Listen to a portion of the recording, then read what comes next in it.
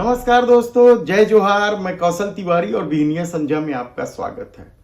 छत्तीसगढ़ में शहर सरकार और ग्राम सरकार को लेकर तमाम राजनीतिक दलों ने अपनी चुनावी बिसात बिछा दी है।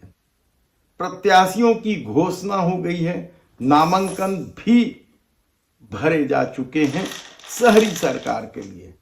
ग्राम सरकार के लिए इसके बाद सारी प्रक्रिया होगी, लेकिन इन सबके बीच दोनों प्रमुख दल, खासकर कांग्रेस और भाजपा, अपने घोषणा पत्र में क्या कहती है यह भी प्रभाव डालेगा चुनाव के परिणाम पर।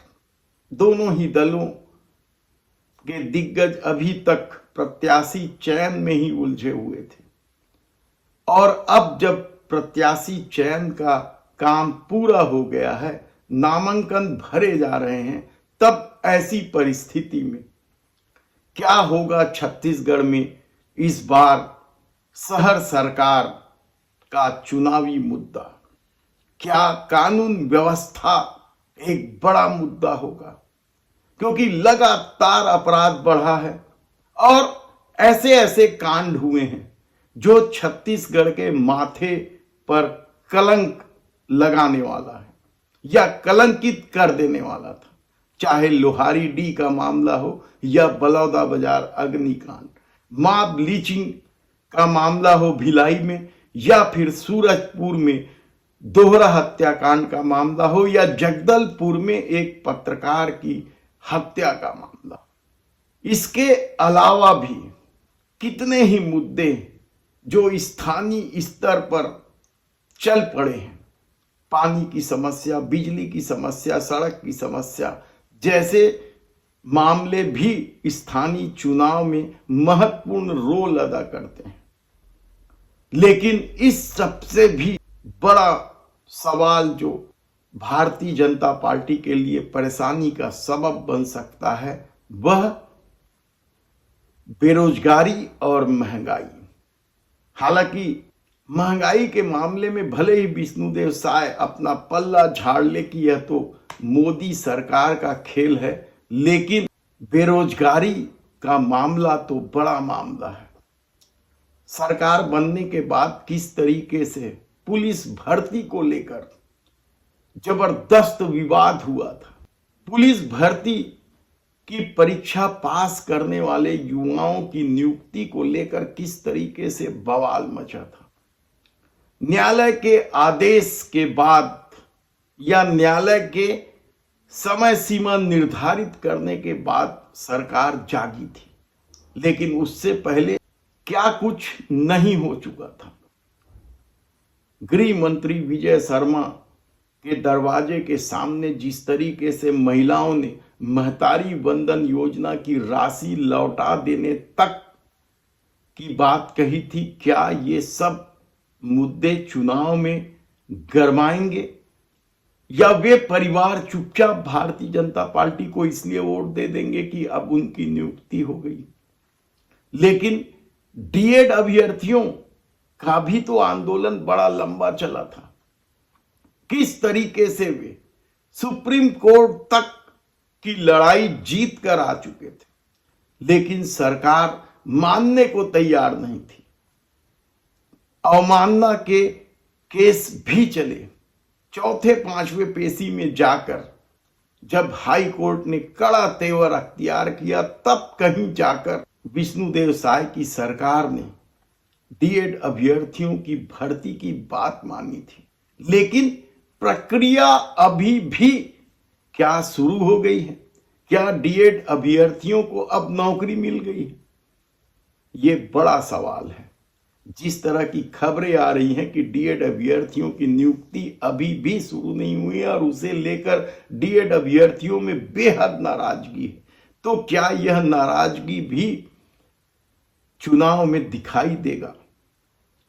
और भूपेश बघेल सरकार की जो योजनाएं थी, चाहे आत्मानंद अंग्रेजी माध्यम स्कूल का मामला हो, वह किस तरीके से बदहाली की ओर है, या फिर महिलाओं को आत्मनिर्भर बनाने की योजना रही हो, रीपा से लेकर गोबर, कई तरह की योजनाएं थी, सब ठप पड़ गया। करोड़ रीपा में तो करोड़ों रुपयों की मशीन जंग खाते पड़ी।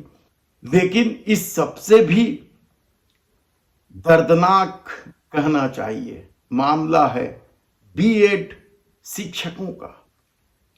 सरकार के नियमानुसार परीक्षा देकर मेरिट में आए इन बीएड शिक्षकों को एक झटके में नौकरी से निकाल दिया गया। उनके खिलाफ कई तरह के जुर्म भी दर्ज हुए। राजधानी के मेरिन ड्राइव में किस तरीके से आधी रात को महिला शिक्षिकाओं के साथ व्यवहार हुआ, पुलिसिया व्यवहार, वह भी क्या चुनाव का यह मुद्दा होगा और वे चुप बैठ जाएंगे? हालांकि उन्हें अभी भी सत्ता पर भरोसा है, यही कह भी रहे हैं। वे केवल समायोजन की मांग कर रहे हैं और आचार संहिता लगते ही अपने अपने घर लौट चुके हैं। सोशल मीडिया के माध्यम से अपनी बातें रख रहे हैं। अभी भी सरकार के खिलाफ उनका कोई बहुत ज्यादा कोई बड़ा कदम दिखाई नहीं दे रहा है। लेकिन भीतर खाने से जो खबर आ रही है, चाहे पुलिस भर्ती वाले लोग हों या डीएड अभ्यर्थियों या फिर बीएड शिक्षकों का, जो खबरें आ रही हैं वह भारतीय जनता पार्टी के लिए चिंता का सबब बनता जा रहा है। क्या होगा, क्या चुनाव में ये मुद्दे कितने असर डालेंगे, ये अलग बात है। लेकिन युवाओं में इस सत्ता के प्रति बेहद नाराजगी है और इसका सबसे बड़ा मामला तो तब सामने आया था जब विधानसभा में शिक्षा मंत्री रहे बृजमोहन अग्रवाल ने बजट तक स्वीकृति की बात कर दी थी 33,000 शिक्षकों की भर्ती को लेकर। लेकिन साल बीत गए, अभी तक कोई नियुक्ति की प्रक्रिया शुरू नहीं हुई और इसे लेकर युवाओं में जबरदस्त आक्रोश है। और इस मामले को लेकर सुपर सीएम कहलाने वाले वित्त मंत्री ओपी चौधरी का रवैया भी तो कम चौंकाने वाला नहीं था। और यदि युवाओं के बीच सबसे बड़ा खलनायक बनकर ओपी चौधरी उभरे हैं तो उसकी वजह वह वीडियो का वायरल होना था।